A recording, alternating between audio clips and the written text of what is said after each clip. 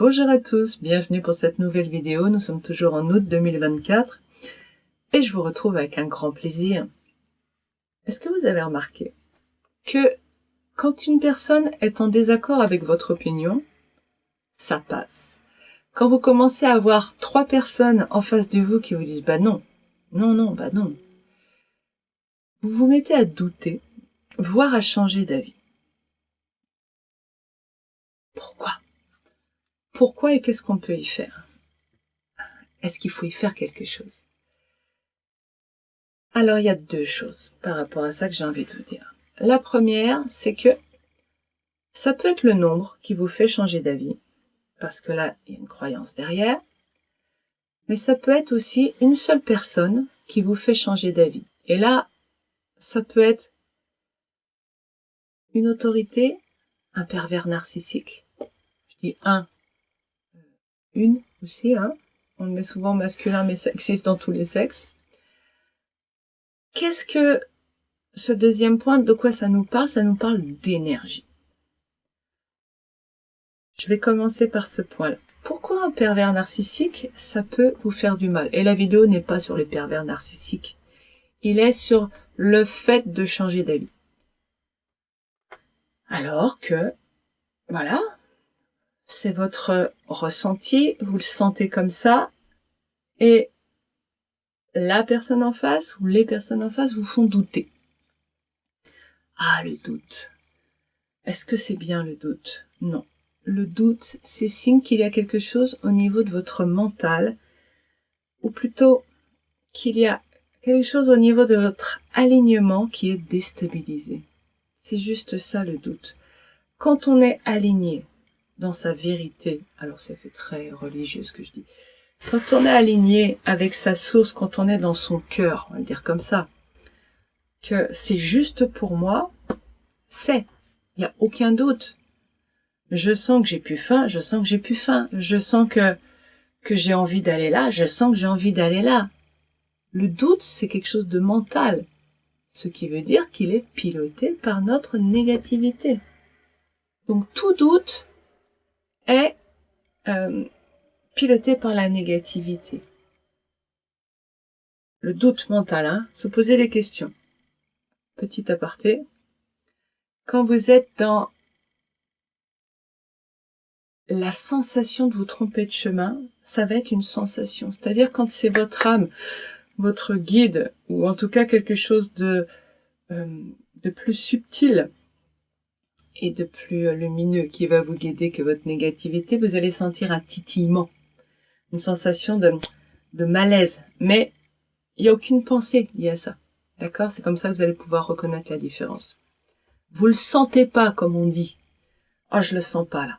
Ok. Il n'y a aucune raison, mais vous le sentez pas. Là, on est dans quelque chose de beaucoup plus véridique. On appelle ça l'instinct aussi, tout simplement. Ok.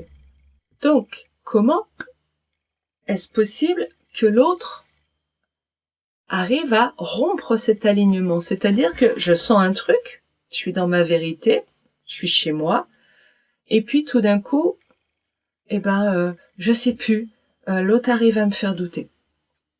Qu'il soit tout seul ou à plusieurs. Parce qu'énergétiquement, ça veut dire qu'au lieu d'être profondément protégé dans mon monde, et je sais ce qui est vrai chez moi, pour moi, pas vrai pour les autres dans le monde, mais ici, je sens que j'ai envie d'aller là, ok. Je vais ouvrir une porte à l'autre. Je vais laisser l'énergie de l'autre rentrer en moi et déstabiliser, c'est-à-dire m'arracher à mon alignement, ou en tout cas me bousculer pour que je sois perdue et que je me mette à douter. Donc, le comment n'est pas très important. L'énergie rentre. Ce qui est vraiment fondamental en réalité, c'est pourquoi.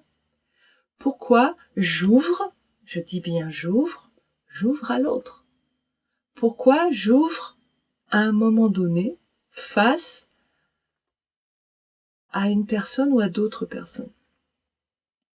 Beaucoup d'entre nous, dont j'ai fait partie, et j'ai encore beaucoup de mal à fermer complètement,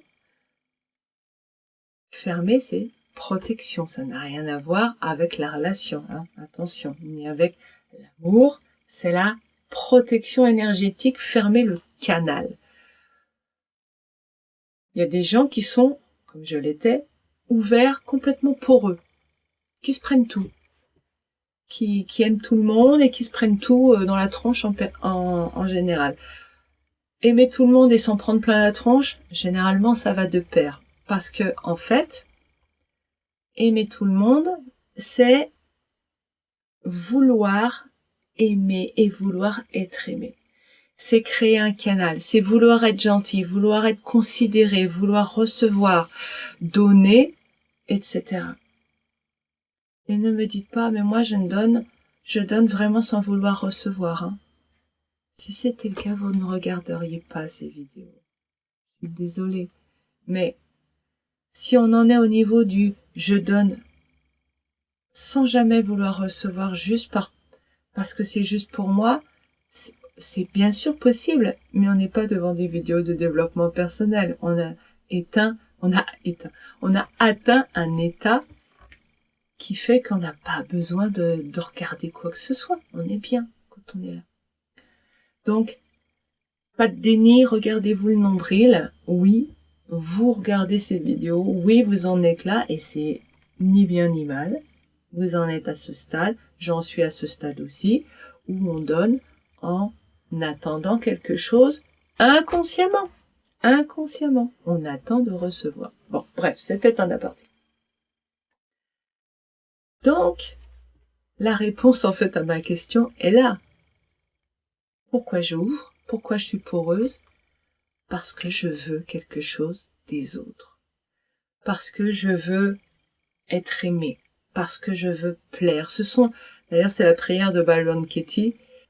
Parce que ça, les attentes sur l'autre, quelles qu'elles soient, je le redis, crée un canal qui font que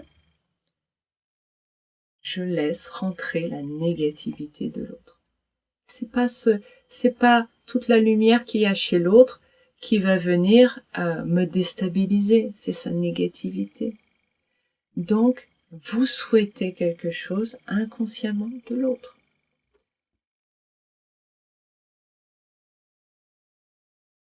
Quand je me fais malmener par quelqu'un, c'est que je l'accepte. C'est que je l'accepte inconsciemment. C'est dur à entendre, mais n'empêche que inconsciemment, voire même je l'appelle. D'ailleurs, c'est logique, je l'appelle par la loi de l'attraction. Si j'étais pas au niveau de cette violence, je ne vivrais pas cette violence. Donc je l'appelle. Il y a une part de moi, mon conscient parfois à des kilomètres de ça, mais c'est une mémoire qui reste de oui, je suis dans la violence. C'est normal. Ou dans la peur. Et donc je vis des situations qui me font vivre de la peur. Bref, pour conclure sur l'histoire un peu du pervers narcissique ou de ce genre de choses, les personnes qui me font du mal, quels que soient les adjectifs et comment je les appelle, les étiquettes, les personnes qui me font du mal et avec qui je continue volontairement de côtoyer, c'est mémoire d'appel en moi, c'est moi qui appelle ça, et je me laisse faire du mal parce que j'ai des attentes sur cette personne. C'est-à-dire, j'ouvre. Si vous mettez un mur en face de quelqu'un qui tape, il va se faire mal au poing. Hein. Mal au poing. Donc à un moment donné, il arrête. Elle arrête. Si ça passe à travers, c'est aussi l'histoire de la vacuité chez les bouddhistes. Un ego, ça se bat contre un autre ego. Si c'est contre du vent, si l'autre essaie de me déstabiliser et que voilà, je suis là, je l'écoute et ok. D'accord. Tu dis ce que tu veux. Ouais, mate. Ok. Et que vous sentez, il y a rien, quoi. Il y a pas de réaction. Parce qu'il n'y a pas d'ouverture. L'autre arrête. Nous sommes dans une nature énergétique, c'est-à-dire que on va dépenser de l'énergie pour atteindre un résultat, même au niveau inconscient. Si le résultat n'est pas atteint, on va chercher une autre façon de faire. C'est ça l'intelligence aussi, hein. C'est de s'adapter à une situation. Je vois une fois, deux fois, trois fois. Voilà. L'intelligence, c'est être de plus en plus rapide dans l'adaptation. C'est ma définition de l'intelligence. Il y en a 36, je crois, donc il y a de quoi faire. Mais pour moi, c'est la capacité d'adaptation. Et plus je suis donc dans l'intelligence, plus je vais réagir vite. Un être humain qui se prend une vitre, il se la prend une fois, puis après il va regarder et il va faire le tour. Un brochet, il va se la prendre 250 fois. Si on met une vitre dans la rivière, avant de comprendre. Vous voyez ce que je veux dire? Et plus on descend dans la taille du cerveau, c'est très schématique parce que le cerveau n'est pas le siège de l'intelligence en réalité, c'est juste le récepteur. Mais bon, c'est pas pour aujourd'hui. Plus le cerveau est petit, plus il va falloir des répétitions avant qu'il y ait un changement. Bon, c'était un aparté comme d'habitude. Nous avons donc le changement d'avis lié à l'énergétique. C'est moi, quelque part, qui me fait changer d'avis parce que je laisse le pouvoir à l'autre de rentrer chez moi et de me prendre, de me secouer et de faire de moi ce que je veux. Ok ? La première partie, c'est la quantité.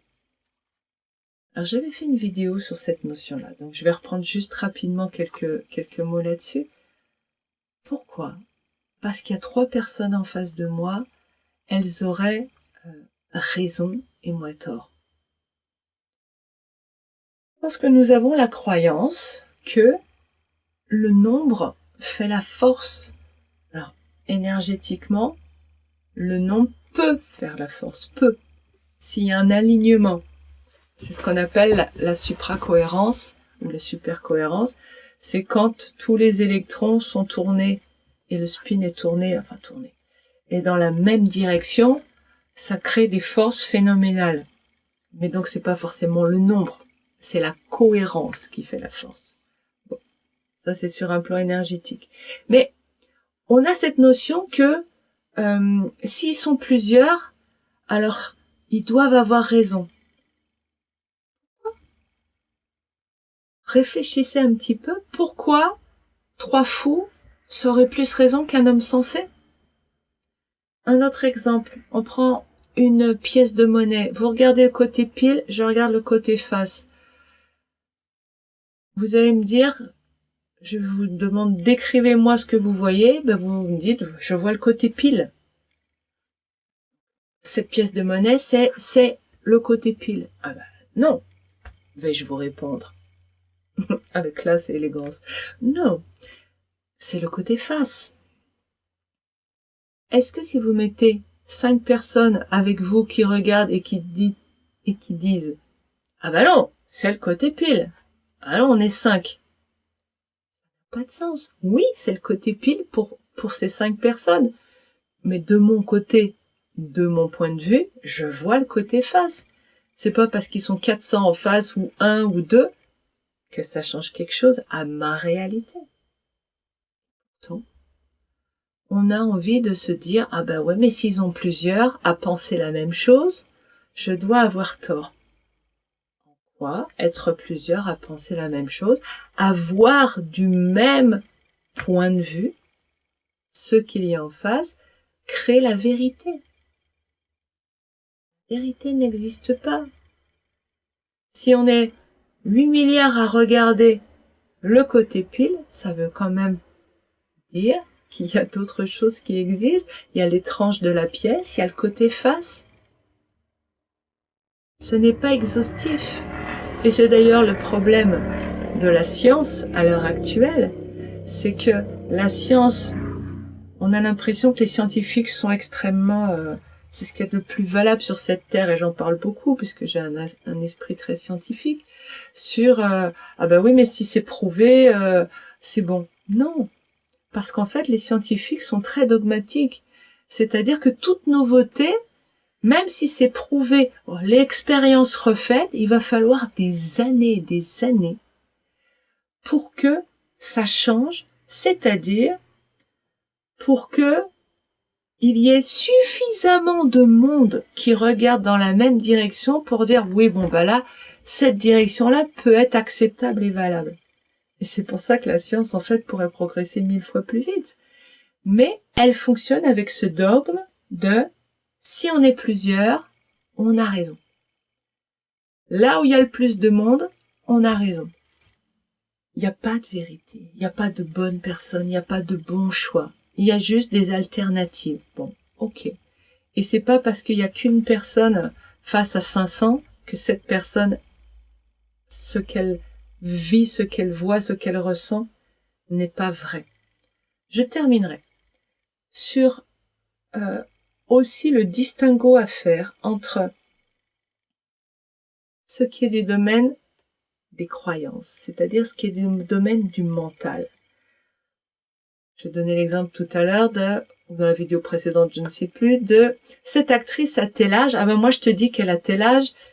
On va regarder dans Wikipédia et on va dire, bah, tu vois, c'est toi qui avais raison.